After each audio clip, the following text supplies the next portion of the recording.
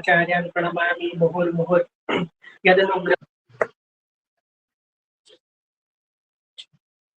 श्री सुबोधनी जी अनुसार श्रीमद भागवत जी एमा अध्याय ત્રીજો પૂર્ણ થઈને આપણે અધ્યાય ચતુર્થ જે છે એને પ્રારંભ કર્યો છે। ચોથા અધ્યાયની અંદર આપણે ગઈકાલે 11 શ્લોકમાં પ્રવેશ કર્યો છે કે જેની અંદર જે યોગ માયા જે છે એ પોતાનું સ્વરૂપ ધારણ કરીને આકાશમાં પ્રગટ થાય છે, અષ્ટભુજા રૂપે, દુર્ગા સ્વરૂપે। તો એ સ્વરૂપ આપણે કાલે જોયું કે કઈ રીતે એ પ્રગટ થયું, એ સ્વરૂપ કેવું છે। તો એનું આપણે ગઈકાલે ચિંતન કર્યું અને કંસે એ જોવે છે, કંસ એ જોઈને અને એ સમયે જે છે એ દેવીએ કંસને આ પ્રમાણે કીધું। એટલે શું કીધું એ હવે જોઈએ છે કે હે મૂર્ખ કંસ, મને મારવાથી તને શું મળશે? મને મારવાથી તને શું મળવાનું છે? તારા પૂર્વજન્મનો શત્રુ તો તને મારવા માટે કોઈ સ્થાન ઉપર પેદા થઈ ચૂક્યો છે। હવે તું વ્યર્થ નિર્દોષ બાળકોની હત્યા ન કર। એટલે અહીંયા મહાપ્રભુજી કહે છે કે દેવીએ એક શ્લોક બોલ્યા, એની અંદર બે વસ્તુ ક્લિયર કરી કે એક તો જે છે એ દેવી પણ જે છે એ કંસને મારવા માટે સમર્થ છે, છતાં પણ દેવી કેમ કંસને મારી નથી રહી? કારણ કે એનો જવાબ એવો છે કે એને તને મારનારો જે શત્રુ, તારો જે શત્રુ છે, તારી શત્રુ હું નથી। એટલે એક તો મારે તને મારવાની જરૂર નથી, હું તને મારવા માટે સમર્થ છું, છતાં પણ મારે તને મારવાની જરૂર એટલા માટે નથી કારણ કે તારી શત્રુ હું નથી। તારો જે શત્રુ છે, જે તને મારનાર છે, એ તો કોઈ બીજા સ્થળે જન્મ થઈ ચૂક્યો છે, કોઈ બીજા સ્થાન ઉપર એનો જન્મ થઈ ચૂક્યો છે અને ખરેખર જન્મ થઈ ચૂક્યો છે। એટલા માટે ખરેખર શબ્દ આવ્યો કે કોઈ એક સ્થાન ઉપર એ જન્મી ચૂક્યો છે અને એટલા માટે હવે તું આ જે દેવકી વગેરેને પણ હળીશ નહીં અને હવે તું નિર્દોષ બાળકોને પણ હળવાનું બંધ કરી દે। એટલે બે વસ્તુ કીધી કે તારે હવે કેમ આ બધી હિંસા બંધ કરી દેવી જોઈએ, કારણ કે તને તું ગમે એટલી પહેરેદારી કરે તેમ છતાં પણ તારો જે કાળ છે એ ક્યાંક જન્મી ચૂક્યો છે। એટલે હવે તું જે છે એને એ હત્યા બંધ કરી દે। આ પ્રમાણેનું કહીને ભગવતી યોગ માયા ત્યાંથી અંતર્ધ્યાન થઈ ગયા અને પૃથ્વી પર અનેક સ્થાનો પર જુદા જુદા નામે એ પ્રસિદ્ધ થઈ ગયા। એટલે આટલું કયા પછી એ યોગ માયા અંતર્ધ્યાન થઈ ગયા અને જે છે પૃથ્વી ઉપર અનેક સ્થાનો પર અનેક અનેક શક્તિપીઠો અનેક અનેક નામોથી વિદ્યમાન થઈ ગયા। બરાબર, એ આપણે જોયું હતું અધ્યાય 1માં કે તારા આ નામો ભગવાને કીધું કે તું આટલા આટલા નામોથી પૂજાઈશ। આજે પણ કેટલા શક્તિપીઠો છે મને નથી ખબર, 52 કેટલા કદાચ છે, એ દરેક જગ્યાએ અલગ અલગ નામોથી દેવીની પૂજા થાય છે। ક્યાંક ચંડિકા, ચામુંડા, અંબા, દુર્ગા, કન્યાકુમારીમાં જે છે તો એ રીતે અલગ અલગ નામોથી જે પૂજા થાય છે। હવે અહીંયા મહાપ્રભુજી છે ને બહુ એક સરસ વસ્તુ નું ધ્યાન દોરે છે આ શ્લોકમાં કે જુઓ, એક તો દેવકીજી અને વસુદેવજી બંને ભગવદીય છે, બરાબર। યોગ માયાને લાવનાર કોણ? તો વસુદેવજી, બરાબર ને? વસુદેવજી લઈને આયા ગોકુલમાંથી, નંદ ભવનમાંથી, અને કંસને જે છે એ માયાને રોકવા માટે, એટલે માયાને દૂર ન કરવા માટે કોણ વિનવી રહ્યું છે? દેવકીજી। દેવકીજીએ જ કાલે વિનંતી કરીને કે ભાઈ તું આ કન્યાને હણીશ નહીં, બરાબર? એ તો પોતાની છાતીએ લગાઈને રાખેલા। તો અહીંયા ભક્તથી વિરુદ્ધ કાર્ય થયું ને। આમ તો ભક્ત શું માંગે? દયારામભાઈ નું એક બહુ સુંદર દોડ છે, હરી હું શું કરું રે મારો માયા ના છૂટે કેડો રે। હરી હું શું કરું રે મારો માયા ના મૂકે કેડો રે। આપ વિના એના સૌ ચેલા કોણ મને મુકાવે રે। તો અહીંયા ભક્ત તો શું માંગે કે અમને તો માયાથી દૂર કરો, અહીંયા વસુદેવજી અને દેવકીજી જે છે એ માયાને પોતાની પાસે રાખવાનું કે છે, અને છેવટે તો માયા જે છે અંતર્ધ્યાન થઈ ગયા, આજ્ઞા કરીને કંસને આજ્ઞા કરીને અંતર્ધ્યાન થઈ ગયા. મહાપ્રભુજી કહે છે કે ભગવદીય ઈચ્છા ને તો પણ એની પાસે માયા રહે નહીં, કારણ કે એની જોડે ભગવાનને રહેવાનું છે. એટલે જ્યાં ભગવાનને રહેવાનું હોય ને એ ત્યાં માયા ટકે નહીં, ભલે ભગવદીય ઈચ્છે તો પણ. ભગવદીય માયાની ઈચ્છા કરે ને તો પણ માયા એની સાથે ટકે નહીં, કારણ કે ભગવદીઓની સાથે સદા પ્રભુ વિહાર કરે છે. જેના હૃદયમાં ભગવાન વિહાર કરતા હોય એ એવી ઈચ્છા કરે કે અમે તો માયામાં પડીએ, પણ માયા જેને ઈચ્છતી નથી. સમજ પડી ને, કારણ કે મૂળમાં તો માયા જ ભગવાનની શક્તિ છે અને માયા તો અંતરાય રૂપ છે. એટલે જે ભગવદીય હોય એ ઈચ્છા કરે તો પણ માયા ત્યાં ટકતી નથી. બાકી તો વસુદેવ અને દેવકીજીએ તો માયાને પોતાની પાસે રાખી. દેવકીજીએ તો વિનંતી કરી કે માયાને તો તમે હળો નહીં, બરાબર. બીજા કોઈ ભક્તો હોય તો કે માયા મનેથી દૂર કરો, અમને તો મોહ માયામાંથી મુકાવો. અહીંયા લીલા ઉલટી થઈ રહી છે, તો પણ માયા ટકી નહીં, કારણ કે ભગવદીય પાસે માયા ટકતી નથી. સમજ પડી? એટલે ક્યારેક આપણે સંસારમાં કોઈ પણ રીતે એકલા પડી જઈએ કે કઈ પણ રીતે થાય તો સમજવું કે માયા કેમ આપણી જોડે. ઘણા કે ને કે અમે તો બહુ પ્રયત્ન કરીએ પણ પૈસો ટકતો જ નથી. સમજો, ઘણાનું એવું હોય, એમાં ખાસ કરીને સ્ત્રી વર્ગને વધારે હોય કે પૈસા હોતા જ નથી, પૈસા હોતા જ નથી. ડાયમંડ નો હાર લેવો છે પણ પૈસા જ નથી, બરાબર. બધા આખા 4 જોડી કબાટ ભરેલા હોય, 4 તોય કે પહેરવા માટે કપડા જ નથી, કોઈ નવા કપડા જ નથી. કોઈ બી નવો પ્રસંગ આવે ભલે 4 કબાટો, ઘરના બધા જ કબાટોમાં કપડા પડેલા જ હોય, પણ એવું કે ને કે ભાઈ એ કપડા જ નથી. 10 દાગીનાઓથી લોકર ભરેલું હોય પણ કે કોઈ દાગીનો જ નથી, બોલો શું પહેરવાનું. એટલે આ તો હસવાની વાત છે, પણ જો એવું બી થાય તો સમજવું કે માયા ટકવા તૈયાર નથી, કારણ કે પ્રભુને ટકવું છે. ક્યાં તો માયા ટકી શકે, ક્યાં તો પ્રભુ ટકી શકે. તો અહીંયા તો વસુદેવજી અને દેવકીજી ભગવદીય છે, આપ ઈચ્છા કરે છે છતાં પણ ત્યાં માયા ટકે નહીં, ત્યાં અંતર્ધ્યાન થઈ ગયા. સમજ પડી? મહાપ્રભુજીએ કેવું સુંદર સમજાયું. એટલે ક્યારે પણ આપણે જોડે પણ ક્યારેક સંસારમાં એકલા પડી જઈએ કે કોઈ આર્થિક રીતે કે સામાજિક રીતે કે કોઈ રીતે લૌકિક વૈદિકમાં ક્યાંય કઈ એવું થાય તો પ્રસન્ન રહેવું, કે એવું ના માનવું કે અહીંયા તો એકલા પડી ગયા, પેલા તો જુઓ કેટલું આખું ઘર છે ને ગાડી છે ને બંગલો છે ને, તો એ તો બધા માયામાં પડેલા છે. એને પ્રભુ જોડે કઈ લેવા દેવા નહીં હોય. એને જો કદાચ એ બધું હોય ને પણ જો ભગવાનની સેવામાં હોય તો એ પ્રસન્ન થવું કે પ્રભુ ત્યાં કેવા આનંદથી બિરાજે છે.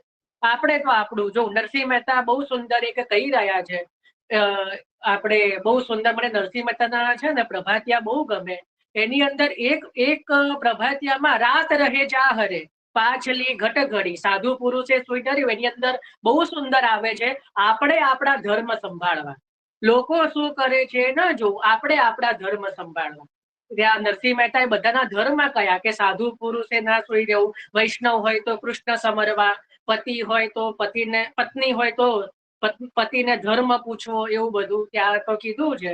અને પછી છેલ્લે શું કીધું? આપણે આપણા ધર્મ સંભાળવા. આપણે આપણું જો, આપણે શું કરી રહ્યા છીએ, આપણે વિરુદ્ધ લીલા કરીએ, આપણે દુનિયાનું જોઈએ કે લોકો શું કરી રહ્યા છે.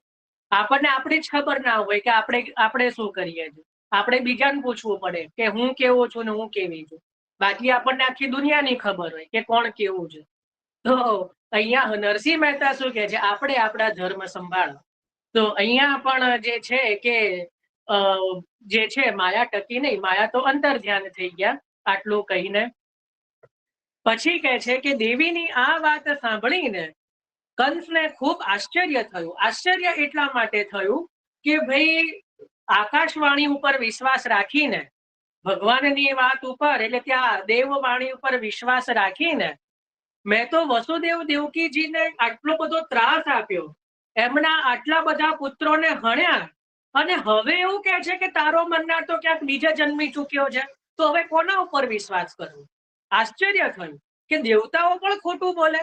જુઓ, આપણે છે ને દુશ્મન આપણું વ્યક્તિત્વ સારું હોય ને તો આપણે હારીએ ને તો દુશ્મનને જીતનો મજા ના આવવી જોઈએ કે આ હાર્યો, એમ સમજ પડી કે આવો માણસ હાર્યો, એને પણ અંદરથી ખબર હોય કે આ જ જીતવો જોઈએ. રામ રાવણના યુદ્ધમાં પણ રાવણ છેલ્લે કહે છે કે હું જાણતો હતો કે રામ મને જીતશે, પણ મારી એવી ઈચ્છા છે કે રામ જ મને જીતે, કોઈ બીજું આવીને મને મારી જાય એ મને મંજૂર નથી. હું હારવા પણ ઈચ્છું છું તો રામથી જ ઈચ્છું છું. ખબર પડી ને, કારણ કે રામનું વ્યક્તિત્વ એવું છે. ત્યાં રાવણ, વાલ્મીકી રામાયણમાં રાવણ એવું કહી રહ્યો છે કે મને હારવાનો કોઈ રંજ નથી, કારણ કે હું જાણતો હતો કે રામથી જ મારે હારવું છે. જયારે રામ સૈયા પેલું એ કહે છે ને મૃત્યુ સૈયા ઉપર, ત્યારે રામચંદ્રજી લક્ષ્મણને મોકલે છે કે તું ધર્મ જઈને પૂછ કે રાવણ જેવો કોઈ વધારે વિદ્વાન નથી, તો તું છેલ્લે એની પાસેથી ધર્મને શીખ. લક્ષ્મણને ત્યાં ખાલી લૌકિક રીતથી કહે છે, જેમ ભીષ્મ પિતામહ પાસે પણ પાંડવો જઈને ધર્મ પૂછે છે, તો ત્યાં પણ તો એ રીતે અહીંયા છે કે કંસને પણ આશ્ચર્ય થયું કે હું તો એવું જાણતો હતો કે દેવ જે છે એ ક્યારેય ખોટું ના બોલે, અહીંયા તો દેવની જે વાણી ખોટી પડી, એટલે આશ્ચર્ય થયું. એટલે તેણે તે જ સમયે દેવકી અને વસુદેવજીને કેદમાંથી છોડી દીધા અને ખૂબ નમ્રતાથી કહ્યું. હવે અહીંયા જે દેવકીજી અને વસુદેવજીને જે બંધનોમાંથી મુક્ત કર્યા, એટલે ત્યાં મહાપ્રભુજી બતાવી રહ્યા છે કે આ અનિરુદ્ધ વ્યૂહનું કાર્ય છે. એ આપણે જોઈ ગયા છીએ કે અનિરુદ્ધ વ્યૂહનું કાર્ય શું છે કે ભક્તોને બંધનમાંથી મુક્ત કરવા. એટલે આ જે ચતુર્થ અધ્યાયનો જે મુખ્ય ઉદ્દેશ્ય છે કે વસુદેવજી અને દેવકીજી જે છે એ મુક્ત થયા બંધનોમાંથી અને માયામાંથી. તો એ કાર્ય અનિરુદ્ધ વ્યૂહનું છે. એટલે હવે એમને છોડી દીધા અને ખૂબ જ નમ્રતાથી કહ્યું કે હે મારા પ્રિય બહેન અને બનેવી, એટલે વસુદેવજી અને દેવકીજી, હું ખરેખર મોટો પાપી છું. રાક્ષસ જેમ પોતાના જ બાળકોને મારી નાખે એ પ્રમાણે મેં તમારા ઘણા બધા, એટલે બધા જ બાળકોને મારી નાખ્યા. આ વાતનું હવે મને બહુ દુઃખ છે, કારણ કે હવે તો જે છે હવે પાછા આવી શકે એમ નથી. તો હવે મને જે છે એ હવે મને દુઃખ થઈ રહ્યું છે. જો જે આપણે ત્યાં છે ને એક દયારામભાઈ નું એક બીજું પણ દોડ છે, કોઈએ સાંભળ્યું છે કે નહીં ખબર નહીં. ભગવદીય ભગવદીય ઉપર છે.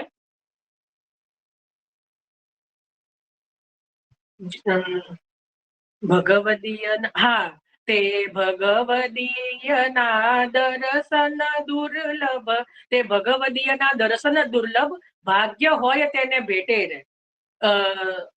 દર્શન કરતા અઘના છે, જેના દર્શન કરવા માત્રથી પણ મનના પાપો જતા રહે. ભગવદીયના ગુણો ગણાયા છે દયારામભાઈએ. બહુ અદભુત ધોળ છે દયારામભાઈના. તો એમાં આ ધોળ વાંચવા જેવું છે. તે ભગવદીયના દર્શન દુર્લભ, જેનું ભાગ્ય હોય એને ભેટે રે. ભગવદીય જેનું ભાગ્ય હોય એને ભેટે રે, એ રીતે આખું જે છે. અને એવું જ બીજું ધોળ તાદ્રસી જન તેને જાણીએ રે, જેમાં એવા ગુણ હોય, એમ કરીને બે ધોળ લખ્યા છે દયારામભાઈએ. એકમાં તાદ્રસી જનના ગુણો વર્ણન કર્યા છે અને એકમાં ભગવદીયના. તેમાં ભગવદીયમાં જે છે ને એમાં સ્પષ્ટ રીતે લખ્યું છે કે જેના દર્શન કરવા માત્રથી અઘ બળી જાય, એટલે જે મનની કલુષિત વૃત્તિ હોય એ નીકળી જાય. તો અહીંયા પણ વસુદેવજી અને દેવકીજીના દર્શન કરવા માત્રથી, આપના નિર્મળ દર્શન કરવા માત્રથી કંસના હવે મનમાં જે છે પશ્ચાતાપ થયો કે અરે રે, આવા સત્પુરુષોના, આવા જે છે કે ભગવદીયને મેં આટલું બધું હેરાન કર્યા. જો ભગવદીય હેરાન તો થાય બરાબર, પણ કોઈના ઉપર ખીજાય નહીં. અને જે સામા વાળો હેરાન કરવા વાળો હોય ને એને પણ એક ક્ષણે એવું થઈ જાય કે મેં યાર આમને હેરાન કર્યું, મેં આને, આ માણસને હેરાન કર્યું, આટલું સીધા માણસને. બરાબર, કોઈને એવું ના થવું જોઈએ કે બરાબર જ હતું, મેં જે કર્યું ને આને તો એવું જ થવું જોઈતું હતું. તો એ અલગ વસ્તુ થઈ જાય. પણ ભગવદીય જોડે એવું ના થાય.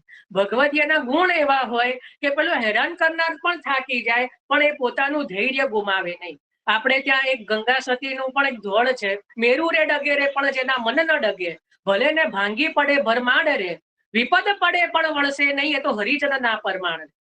બહુ જબરજસ્ત ગંગા સતીના પણ ધોળ બહુ જબરજસ્ત છે. ભલે પુષ્ટિ ભક્ત નથી પણ મને તો એમના ધોળ બહુ ગમે છે, કારણ કે મને તો એક એક ધોળ એમના પણ પુષ્ટિ જ લાગે છે. બહુ ભાવ એમના બહુ ઉત્તમ છે. એમને એક ભક્તનું પણ ધોળ છે, એ પણ બહુ સુંદર છે એમનું, ગંગા સતીનું. તો તો એમાં પણ આ છે, મેળું ને ડગેરે પણ જેના મનડા ન ડગેરે બાઈ દે.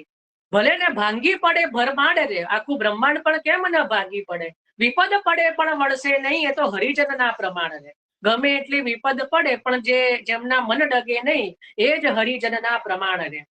તો અહીંયા પણ કહી રહ્યા છે કે આપના આટલા આટલા બાળકોને મારી નાખ્યા, એનું દુઃખ હવે મને થઈ રહ્યું છે. હું એટલો બધો દુષ્ટ છું કે કરુણા તો મારામાં લેશ માત્ર નથી. તે મારા ભાઈ બંધુઓ અને સુહૃદ મિત્રોનો પણ ત્યાગ કરી દીધો. ખબર નથી હવે મારે કયા નરકમાં જવું પડશે. આ કંસ બોલી રહ્યો છો. કંસ શું કહી રહ્યો છે વસુદેવ દેવકીજીને કે મારામાં કરુણા તો લેશ માત્ર નથી ને હવે હું એટલો બધો દુષ્ટ છું કે મેં મારા સગડા ભાઈ ભાંડુઓનો પણ ત્યાગ કરી દીધો, આપના પણ જે છે પુત્રોને મારી દીધા. હવે મને ખબર નથી કે હું કયા નરકમાં જઈશ. ખરેખર હું તો બ્રહ્મ હત્યારા જેવો જીવતો હોવા છતાં મરેલા જેવો જ છું. કેવલ શ્વાસ લઈ રહ્યો છું, બાકી હું જેમ બ્રહ્મ હત્યારો હોય એને મૃતવત જ ગણવામાં આવે છે, મરેલો જ ગણવામાં આવે છે, એ રીતે હું પણ હવે આ જે છે એ જીવતો હોવા છતાં પણ મરેલા જેવો જ છું.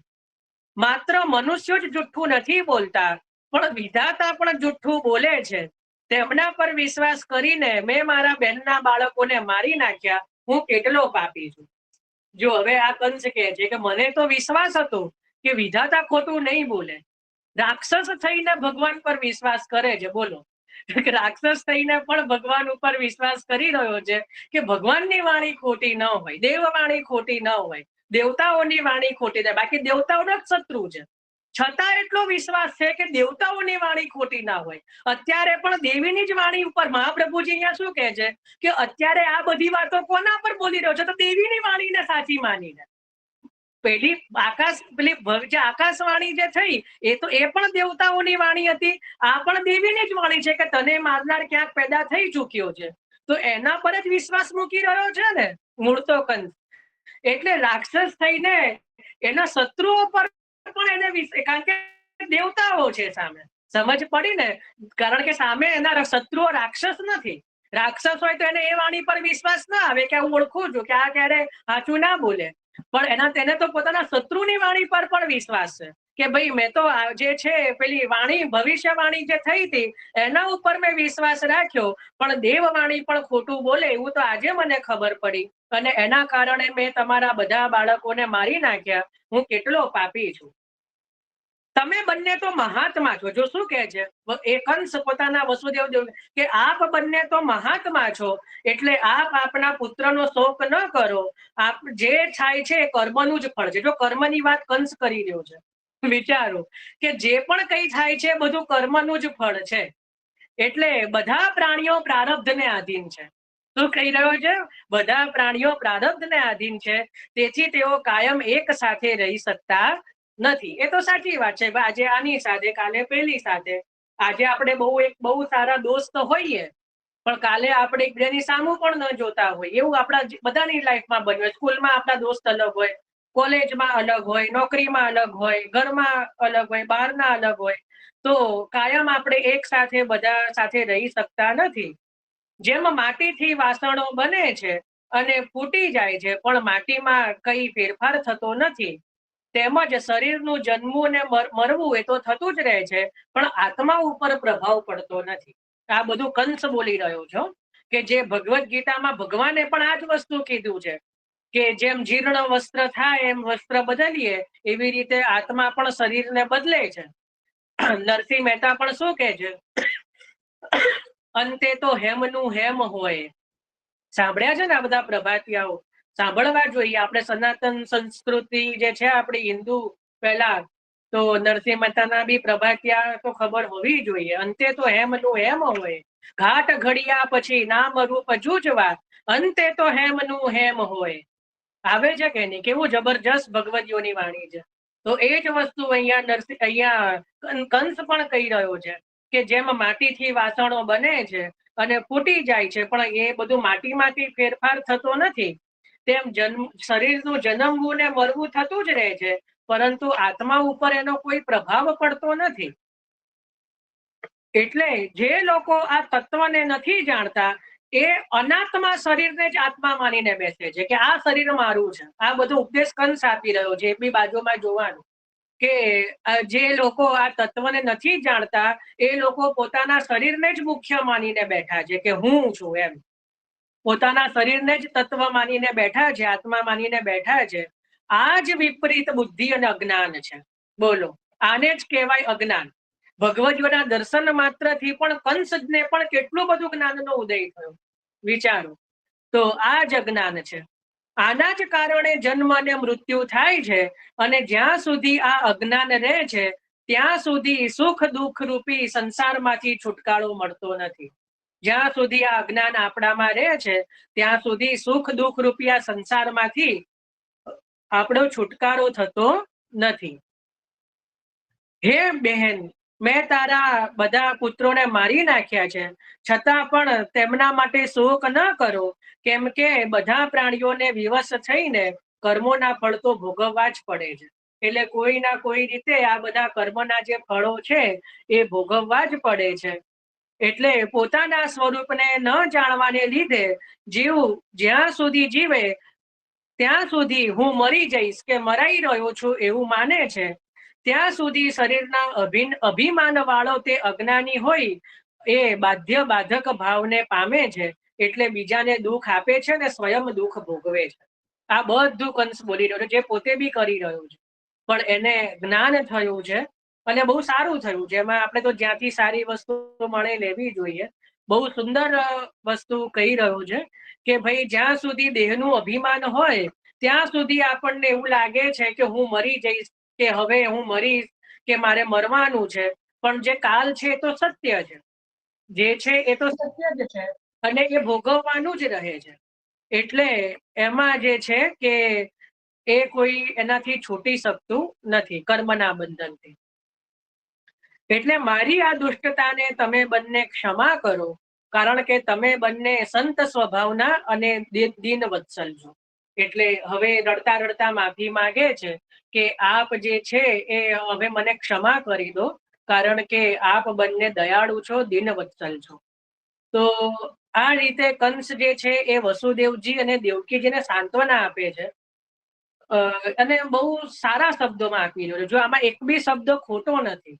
એને જે પણ કીધું એ બહુ સાચી વસ્તુ કીધી, કારણ કે ભગવદીઓના દર્શન માત્રથી પણ જે કહેવાય અહીંયા મહાપ્રભુજી એવું કહે છે કે જે પ્રારબ્ધ તો છે જ. જો પ્રારબ્ધ તો જે પુત્રોને મારવાનું હતું એ તો લખાયેલું જ છે, એટલે કંસે કર્યું, એમાં કઈ એનું કારણ નથી. પણ અહીંયા હવે જે કંસ પશ્ચાતાપ કરીને વસુદેવ દેવકીજીને જે પણ કીધું આ 8 શ્લોકોથી જે સાંત્વના આપી એમાં પણ કઈ ખોટું નથી કીધું, એ બધું સાચું જ કીધું છે.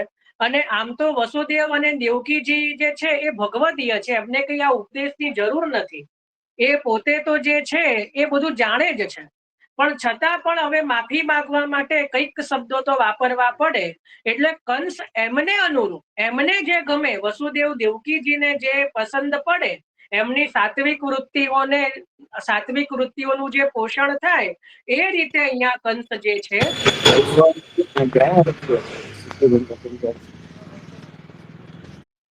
જે વસુદેવ અને દેવકીજીને જે રીતે સાત્વિક ભાવથી પોતે જે છે એ ત્યાં વિનવી રહ્યો છે ને આશ્વાસન ત્યાં આપે છે. બરાબર. તો આજે આપણે આ 8 શ્લોક લીધા 22મા શ્લોક સુધી, કે જેની અંદર કંસ જે છે એ વસુદેવ દેવકીજીને સાંત્વના આપી રહ્યો છે. આની અંદર બીજા બધા શ્લોકની અંદર મહાપ્રભુજીએ પણ કોઈ વિશેષ અર્થ એવો બતાવ્યો નથી. જે છે એનો જ અનુવાદ આદિ આપે કર્યો છે. કઈ એવું વિશેષ જે છે એ બીજા કોઈ શ્લોકમાં એવું બહુ કઈ એવું નથી. એટલે આપણે બધા શ્લોકોનો ભાવાર્થ જ લીધો છે, કારણ કે આમાં જે છે એ કહેવાય કે એક પ્રમાણેનો ઉપદેશ જ છે, જે બધા જાણતા જ હોય છે. એટલે આમાં કઈ એવો વિશેષ એવું ચિંતન એવું આમાં છે નહીં.